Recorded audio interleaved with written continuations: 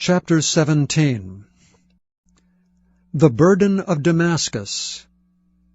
Behold, Damascus is taken away from being a city, and it shall be a ruinous heap. The cities of Aroer are forsaken. They shall be for flocks which shall lie down, and none shall make them afraid. The fortress also shall cease from Ephraim, and the kingdom from Damascus, and the remnant of Syria.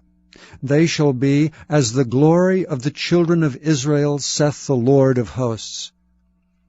And in that day it shall come to pass, that the glory of Jacob shall be made thin, and the fatness of his flesh shall wax lean.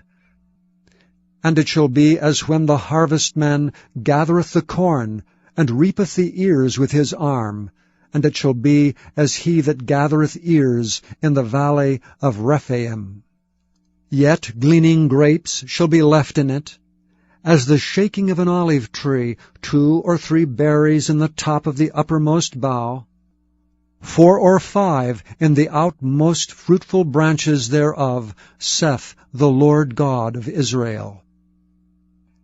At that day shall a man look to his Maker, and his eyes shall have respect to the Holy One of Israel. And he shall not look to the altars, the work of his hands, neither shall respect that which his fingers have made, either the groves or the images. In that day shall his strong cities be as a forsaken bough, and an uppermost branch, which they left because of the children of Israel, and there shall be desolation. Because thou hast forgotten the God of thy salvation, and hast not been mindful of the rock of thy strength, therefore shalt thou plant pleasant plants, and shalt set it with strange slips. In the day shalt thou make thy plant to grow, and in the morning shalt thou make thy seed to flourish, but the harvest shall be a heap in the day of grief, and of desperate sorrow.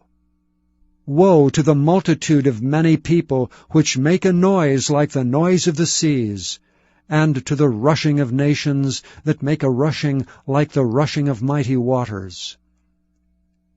The nations shall rush like the rushing of many waters, but God shall rebuke them, and they shall flee far off, and shall be chased as the chaff of the mountains before the wind, and like a rolling thing before the whirlwind.